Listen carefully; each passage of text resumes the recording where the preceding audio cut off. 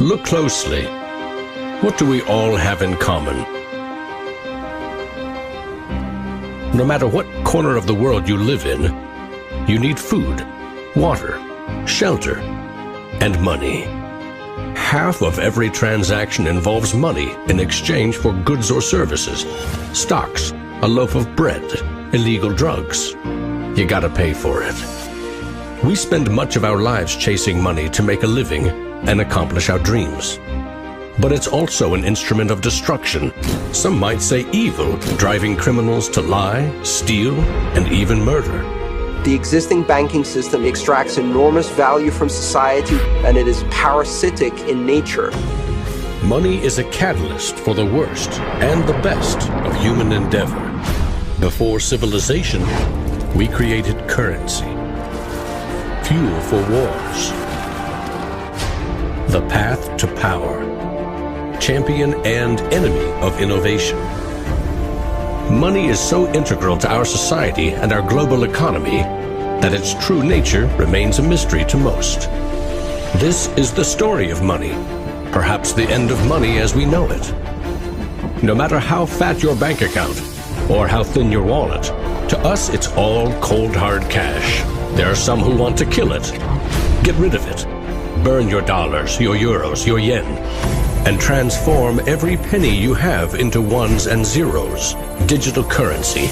Entrust it to the web and computers spread across the planet. Magic internet money. It's called cryptocurrency, Bitcoin. Invented in secret, it was a gift to the world. It's not just a currency, but it's actually programmable money. A potential curse on bankers. And there's nothing that the big banks or politicians can do to stop it. Breaking every government's grip on money supply. What the internet did for information, Bitcoin is doing for money. Could it be the new gold? No, you have to really stretch your imagination to infer what the intrinsic value of Bitcoin is. Regulators, the Federal Reserve, the banking system, at least understand this is a thing that they have to take seriously. This is going to change the economic culture. Bitcoin could be a microeconomic miracle worker, and it could be a macroeconomic wrecking ball. Is Bitcoin the currency of the future? A godsend for criminals? Or a recipe for financial disaster? If you trust your money just as it is, we have a little story to share.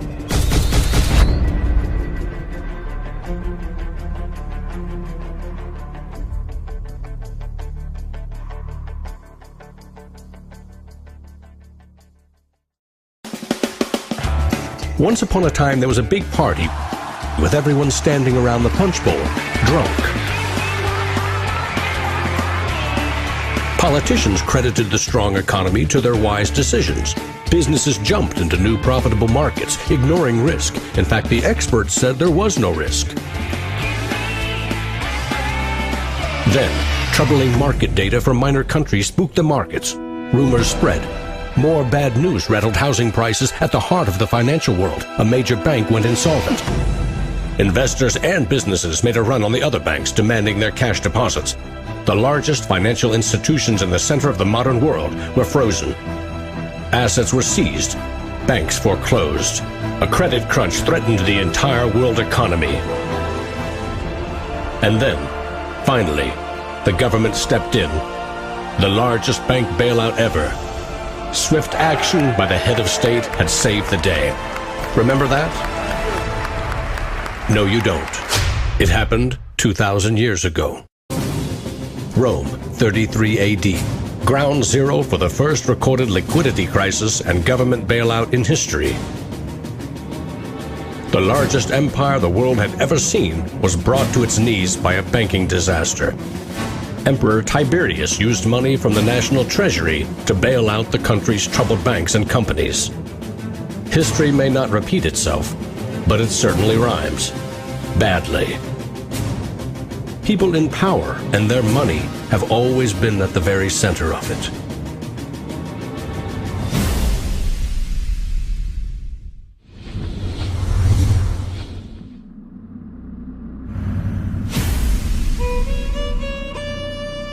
The story of money is as old as civilization itself. When we lived in small tribes, keeping track of debt was easy. You owed somebody a load of firewood. A neighbor owed you a piece of meat. Credits and debits were kept in your head, a mental ledger. Currency is a language that allows us to express transactional value between people. It's technology that's older than the wheel. It's as old as fire. When humans wanted to trade outside their tribe or village, they needed something everyone could agree had value, something scalable. Enter commodity monies. There were many kinds, but each had to embody the same 5 characteristics. A commodity money is relatively scarce, easily recognizable, can be cut into smaller pieces. You can substitute one piece for another of equal value, and you can carry it around without too much trouble. In ancient Rome, it was salt. The Aztecs used cacao beans. It was whale teeth on Fiji, yak dung in Tibet, shells in Africa and China. Grains, metal, ivory, rare stones, leather, fish. If it had the 5 characteristics of commodity money, someone probably used it as currency. And then you ask, what value do these currencies have? If you go into a primary school, you'll see children exchanging rubber bands and Tamagotchi and Pokemon cards and baseball cards and sweets and candy and any other form of currency. People invent currency when they have no other currency. And now they're going to invent digital currencies. But commodities that aren't durable are a lousy store of value. A bad cacao crop or a huge new salt discovery can throw your currency and economy into turmoil. A more stable system was needed. About 2,500 years ago, the first metal coins were minted in China and in what is now Turkey. These coins shared the same 5 characteristics with commodity money, but were also very durable. In some cases, coins are the only thing left of entire civilizations. Money does not originate with governments. Money arises naturally as markets begin to develop and as people with a division of labor realize that if I have eggs and you have a cow, we may need some medium of exchange in order for you to buy my eggs or for me to buy your cow. Coins were an objective and universal unit of account, and they allowed people to buy and sell goods over vast regions. The market economy was born. Coins worked, but only if people trusted that the king or emperor who issued them wasn't cheating on the metal content. Using coins also meant that an authority now controlled the supply of your currency. Money and political power were inextricably linked, centralized. Minting coins in a steady and predictable manner allowed economic growth and stability. The Wushu coin in China retained its value for 500 years. In Constantinople, the solidus lasted for 700 years. But in those times, the coins didn't have this sort of milled edge. They were flat, and what used to happen was, as coins were passing from people to people would cut little bits off. And in fact, some of the taxation that the kings would do would actually be take 1/8 of the coin off.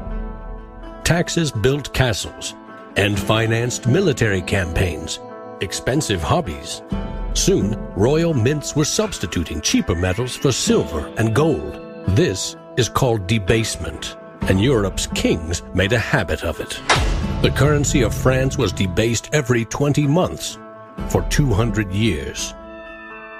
If no one can trust the gold or silver content of your coins, how can you trade with other countries? International merchants found a solution.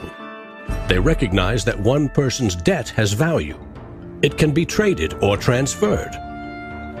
When those IOUs came from reputable sources, they could be used as a form of money, paper money.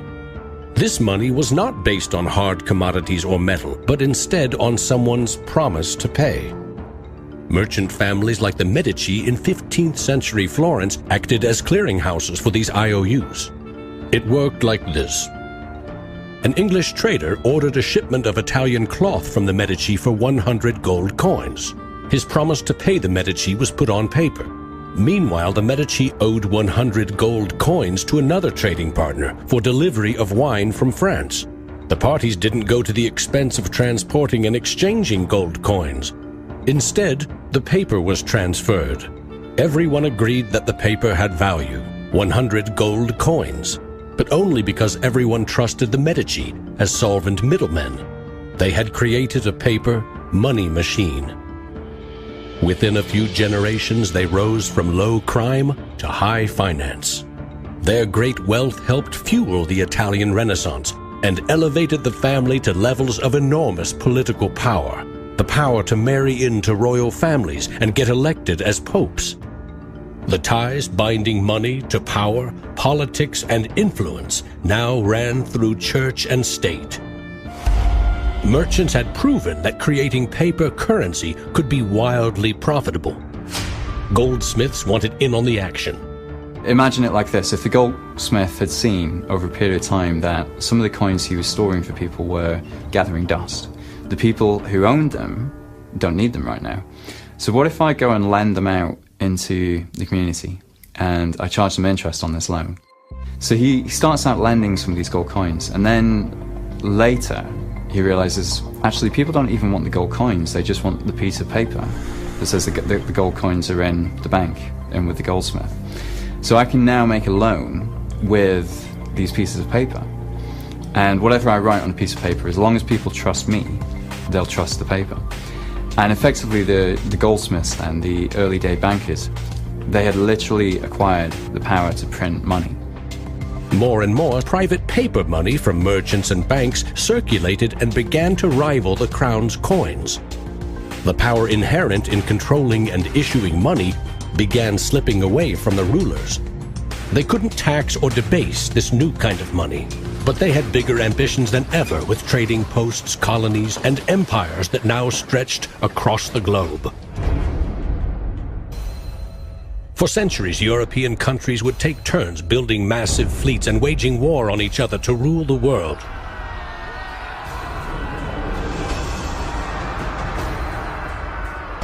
Government wanted to take the people's money in order to finance its wars. That's essentially the history of money. Money and warfare go together. War is expensive. 1 year's income taxes simply aren't enough. Kings and queens had to borrow money against future taxes. They needed a groundbreaking financial innovation: government bonds. The loans came from rich merchant families and goldsmiths, who by now had become powerful financiers and bankers. Sovereign debt and deficit spending had been born.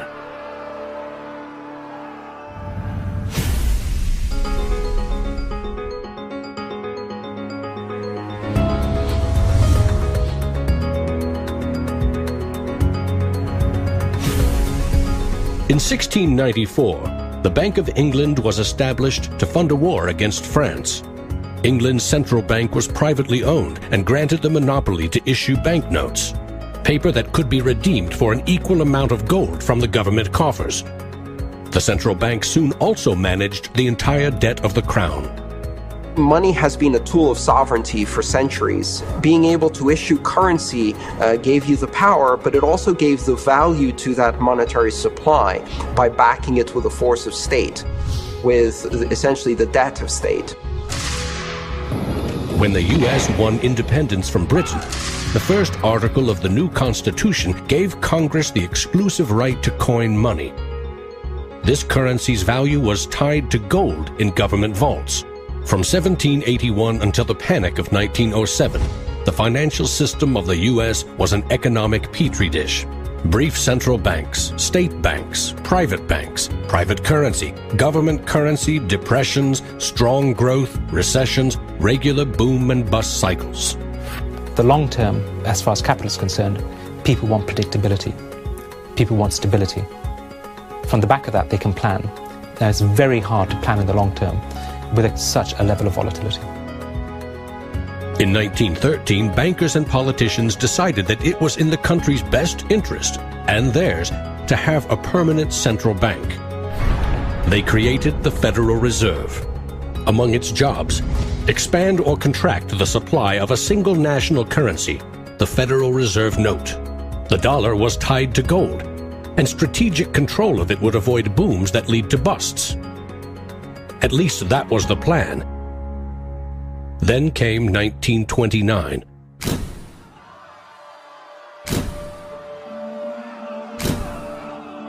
The Great Depression would have a profound effect on monetary policy worldwide. I shall ask the Congress for the one remaining instrument to meet the crisis: fraud, executive power. Soon, the Fed had printed nearly all the money it legally could to pump life back into the economy. It needed gold to fire up the mint. So in 1933, President Roosevelt issued a controversial executive order, forcing all U.S. citizens to sell their gold to the Federal Reserve at a fixed price, or go to prison. The Fed offered far more cash to foreign governments for their gold. Many jumped at the offer. Gold flowed in, and dollars spread across the globe.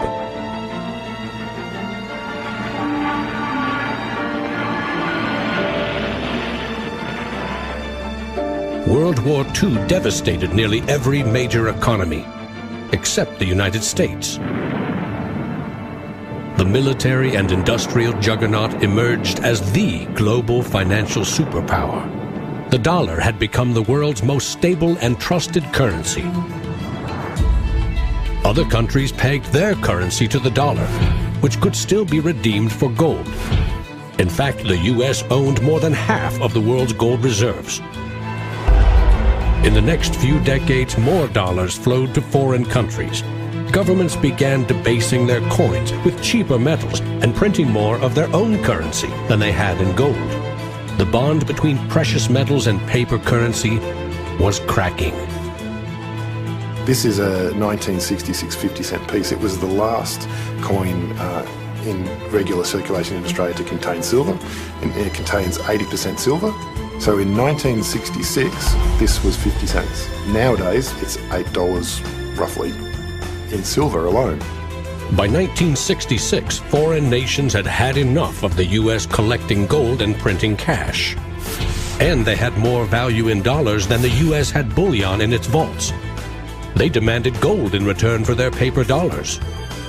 Arguments about the value of the dollar versus their currency ensued. In 1971, President Nixon settled the matter.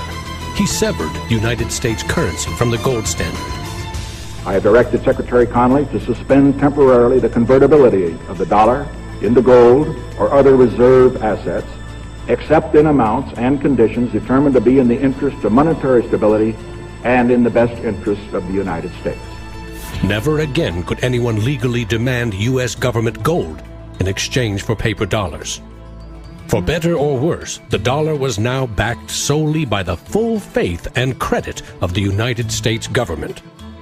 The wealthiest nation the world had ever known would bet its future on a single word: trust.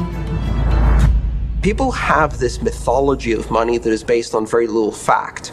And one of the nice things about Bitcoin is that it forces people to start to ask questions about the fundamentals of money. Bitcoin is an attempt to adopt the advanced computerized system that we have, the internet, to resurrecting what money used to be all about.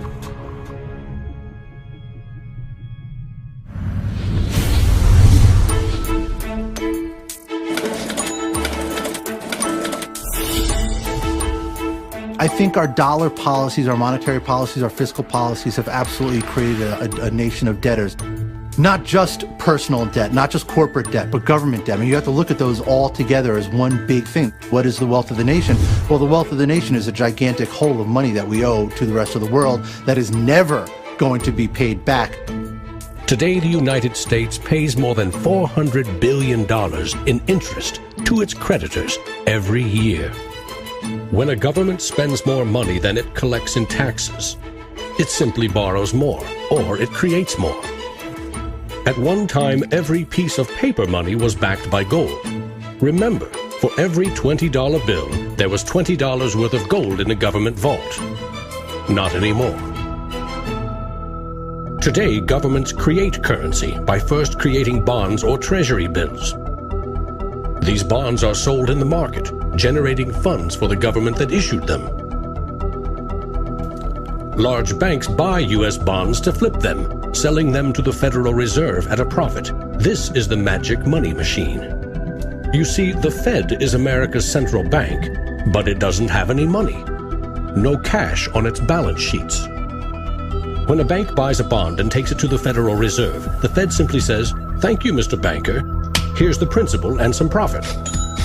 New money isn't exchanged. It simply appears on the bank's accounts. Magic. For 100 years and counting, the precise mechanisms of these bond purchases have remained a secret. Here's where it gets really interesting. The Federal Reserve is not a government agency. It's a private entity, and its shareholders are banks which earn a dividend. As much as $80 billion per year total are paid out to some of the very same banks that sell the government debt to the Fed. Which banks? Don't even bother asking. That's also a secret. In other words, the magic money machine answers to no one. The Fed also sets the bar for how much interest you pay for a car, home, or business loan. The Federal Reserve has been given the impossible task of trying to run the credit and monetary system as though we are the Soviet Union.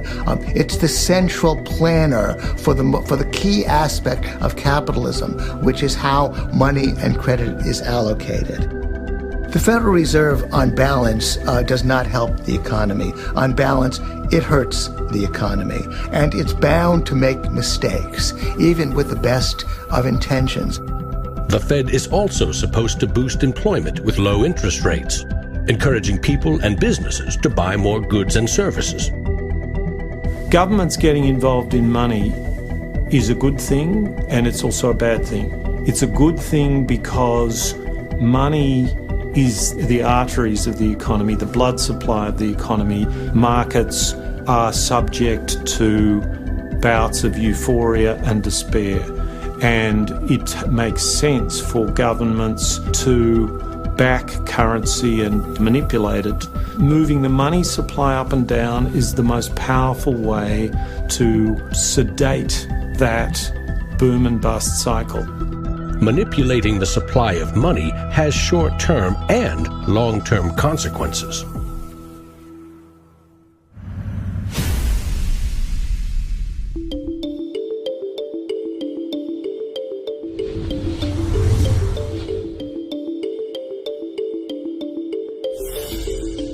Central banks aim to create new money carefully, strategically, and very, very slowly. Releasing more money into the economy causes prices to rise, ideally by 2% every year. That's supposed to foster economic growth. But 2% inflation means the buying power of one cash dollar in your pocket today will be 98 cents next year, and less nearly every year to come. Since 1913, when the Federal Reserve took over the United States dollar, we've seen that the United States dollar has decreased in value 98%. Inflation is a far higher tax because on your income you pay it just once. If inflation is 2%, you're paying a 2% tax on your net worth every single year, your net worth held in currency. So, what does that mean? If you earned $1 in 1913, you could buy 16 loaves of bread. Today, $1 barely buys you one. That's not a quaint notion of how cheap things used to be. It's proof that the value of your cash is slowly withering away. That $1 invested at 2% in 1913 would now be worth $7.24. More than 600% return versus a near total loss. The US dollar has gone from being worth $1 to now being worth about 4 cents. So that's, 96% of its original value. And it's a direct result of government control. Governments don't create money from thin air all alone. You play a key role in the magic money machine.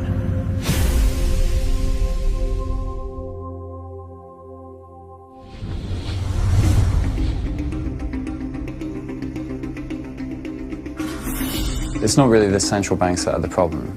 I mean, they're part of the problem, but the real problem is that we've given the power to create money to the same banks that caused the financial crisis.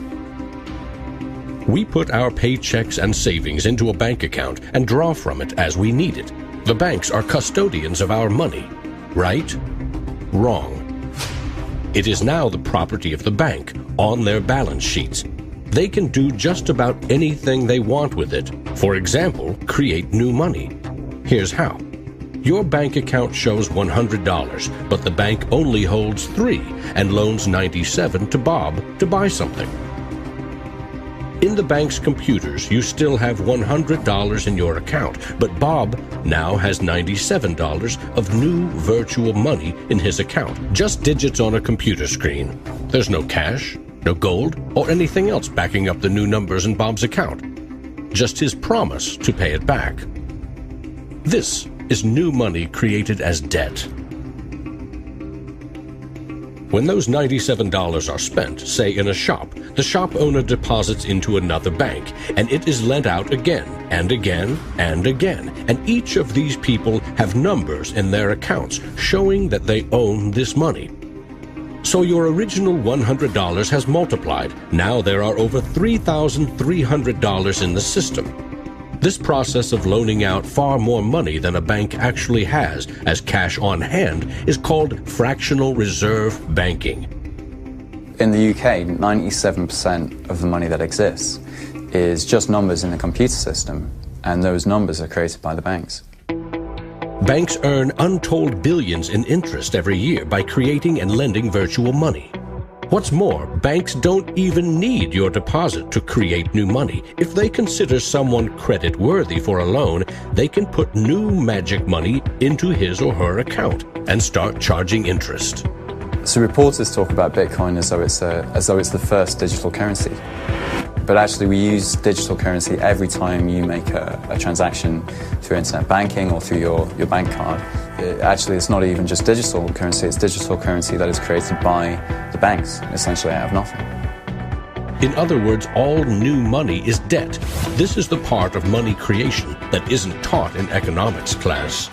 Money in paychecks, bank accounts, 401ks, that loan to Bob, credit card debt, your home loan, all began life as virtual money created by the banks. The entire system is based on trust. Trust in the bank's solvency. Trust in the debtor's ability to repay their debt. If all bank customers demanded just 3% of their deposits right now in cash, this run on the banks would reveal the truth. Almost none of that paper currency you think is in your bank account exists. It never did. Remember the drunken party? Our financial crisis had everything to do with virtual dollars. Too many people with very little income borrowed a lot of money they could never repay. But the banks didn't care. They didn't have to. They quickly made and sold shaky loans to someone else for a profit. And I got them all approved. Hey! Apply now. Selling bad loans was a good business until the whole thing blew up in the global financial crisis.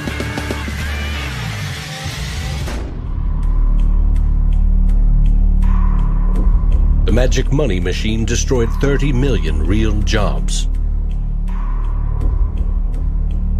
The United States alone lost $16 trillion in household wealth, and the banks foreclosed on more than 1 million homes.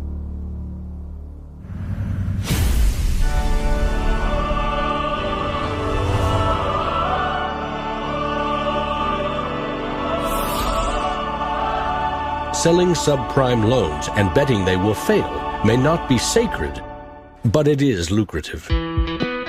As much as 1/4 of our best and brightest are being lured by the siren call of the money machine. Instead of science, engineering, or medicine, they chose a career betting with other people's money. To get rich quick, very rich. And sometimes they take shortcuts. Getting by on a nickel and a dime. Money has a funny way of bringing us down.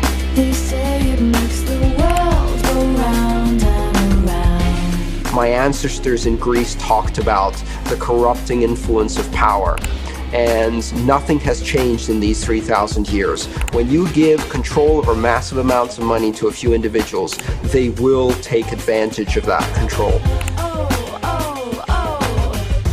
Banks today are factoring in fines and money laundering and all the rules that they break into their cost of doing business. JP Morgan is today coming out and saying that Bitcoin is not a legitimate way of doing business. Banks today are tied into a system that is completely rigged to basically harvest money from the entire global economy and pump it into the hands of very few. Don't get consumed by the greed. The existing banking system is cozy, it's captured the regulators, it extracts enormous value from society without delivering anything in return, and it is parasitic in nature. The banks play a very pivotal role in an economy. You look at any successful economy, it has successful banks. There's a very close correlation with banking profits and the economy as a whole. In medieval Europe, a banker who couldn't repay depositors was hanged. Today, that same banker would get bailed out, paid bonuses, and enjoy some tax benefits too. To date, no senior U.S. banking executive has been charged for selling the bad loans that fueled the Great Recession.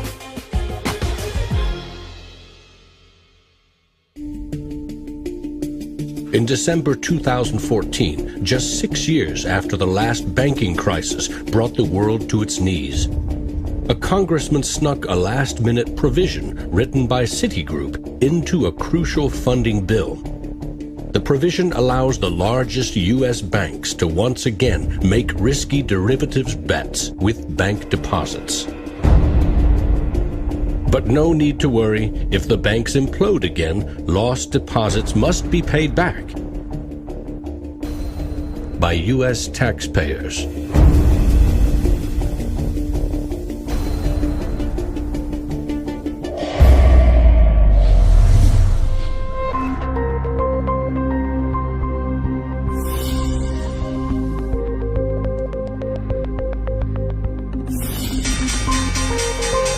Today's financial innovators package assets in ever more complex ways, slicing, dicing, securitizing, always using someone else's money.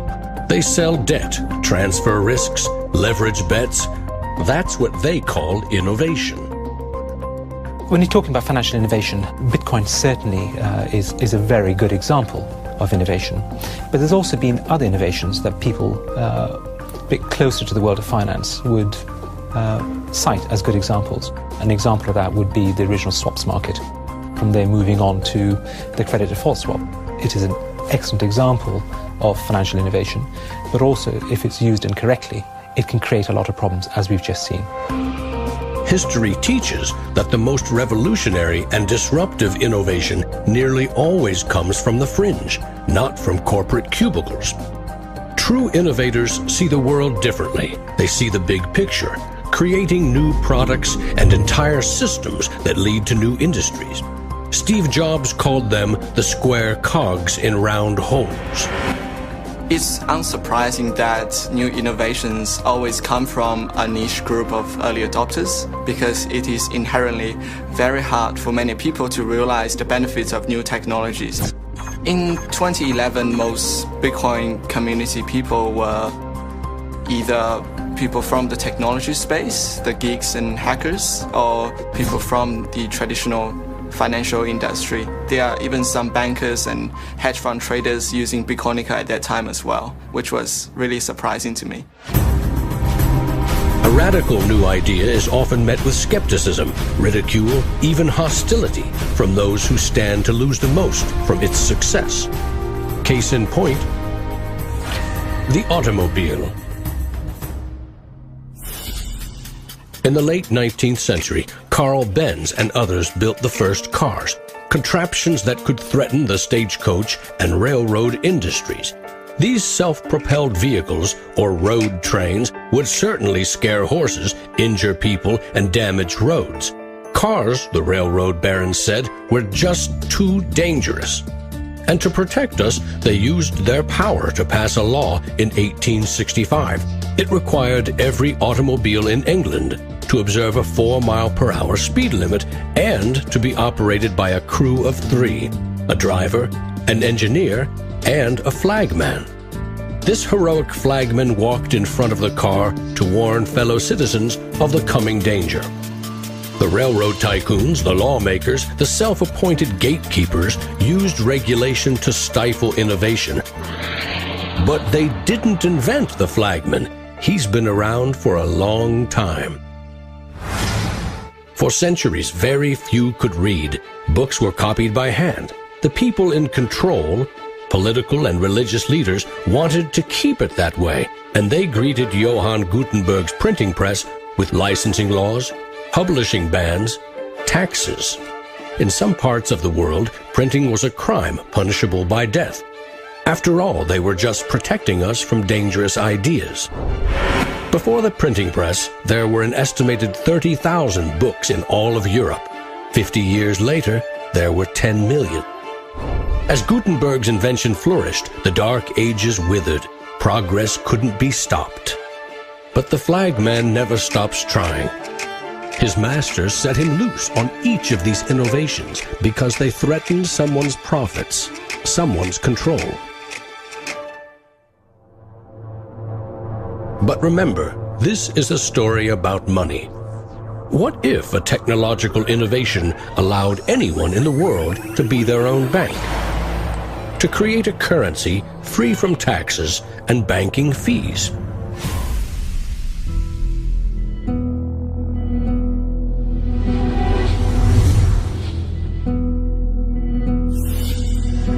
The U.S. Constitution forbids citizens from printing or minting their own currency, competing with or undercutting reliance on the U.S. dollar. In 1998, Bernard von Nothaus decided to test the resolve of the federal government. The Liberty Dollar was available in gold, silver, platinum, and copper.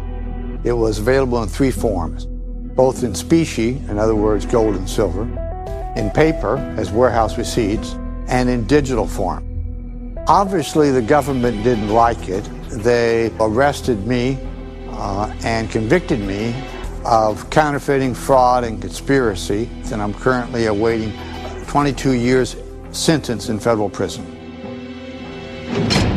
Lesson learned. At a hackers convention in the Netherlands, there was a young hacker there who used the alias of Satoshi Nakamoto. And he talked to a friend of mine, and he identified the Liberty Dollar and me as inspiring him to create a new currency. Bernard von Nothaus's arrest for creating private money may also have inspired Bitcoin's inventor to keep a lower profile, publishing the invention under an alias and vanishing. Part of me is interested to know who Satoshi is. Maybe that's part of the mystique of the story.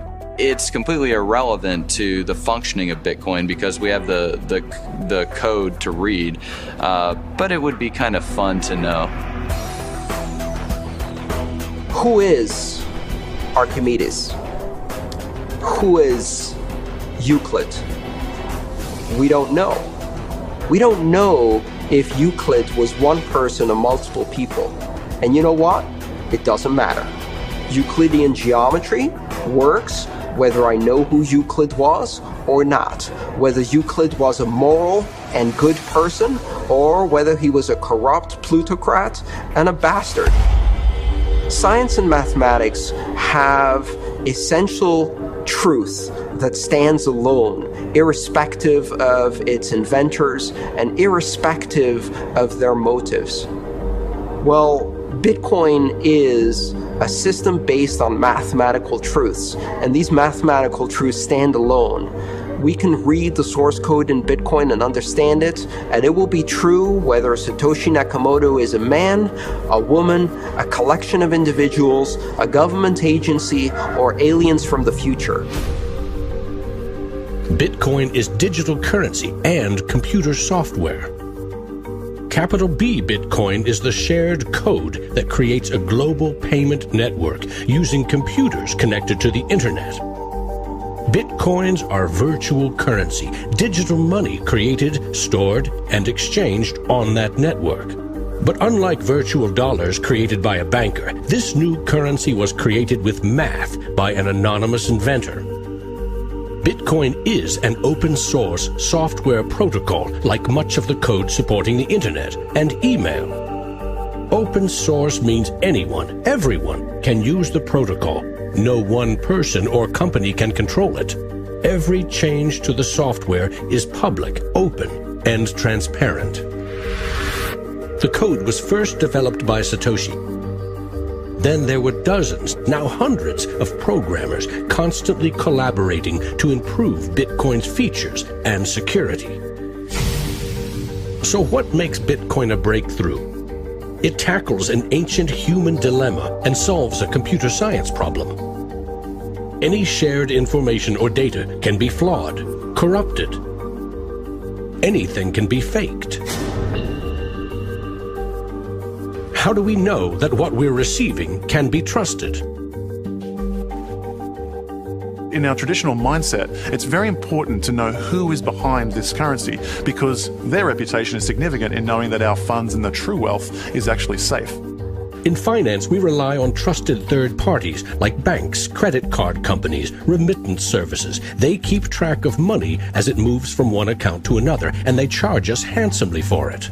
We trust that their digital ledgers of credits and debits balance. A financial system that cuts out these middlemen could be faster, cheaper, and more secure. But Bitcoin is digital. Music and movies are easily pirated, copied, stolen. How can a digital currency retain value if anyone can make 1 million copies? The answer is at the core of Satoshi's invention. A Bitcoin is not a file on a computer. It's an entry in the publicly distributed database called the blockchain. Just as the Medici kept a ledger of credits and debits, today's banks record each transaction as a plus and minus in their ledgers. Now we call them databases. Bank accounts are replaced by a digital wallet that you alone control. Bitcoin's ledger is the blockchain, a record of every Bitcoin in existence and every Bitcoin transaction ever made.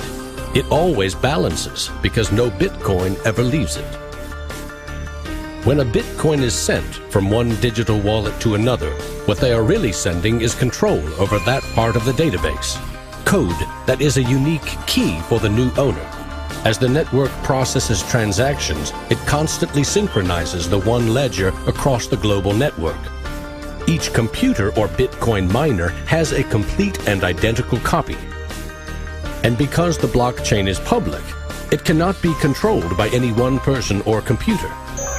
Owners of the Bitcoin mining computers are rewarded with new Bitcoins for processing transactions and keeping the network secure.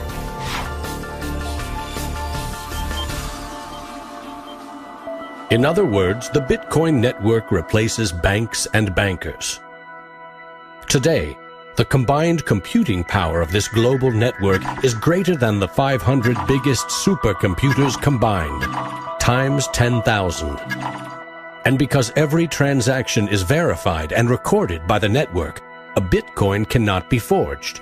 Digital currency cannot be debased with cheap metals or printed by the billion at will. Too much currency can unleash a monster, skyrocketing prices, trillion-dollar bills that can't buy a loaf of bread. There's a big movement in the U.S. demanding that the Fed be audited so we can find out what they're doing. Nobody really knows how many dollars are in existence, for example. Ben Bernanke created several trillions of dollars over the last several years, but nobody really knows where they landed. At any time, for any reason, the central banks can print as much money as they want. They call it fancy things like quantitative easing. And when they do that, it makes the dollars or euros or yen that you and I have worth less. So if the world starts using Bitcoin as their currency, It can't be controlled by central bankers or politicians.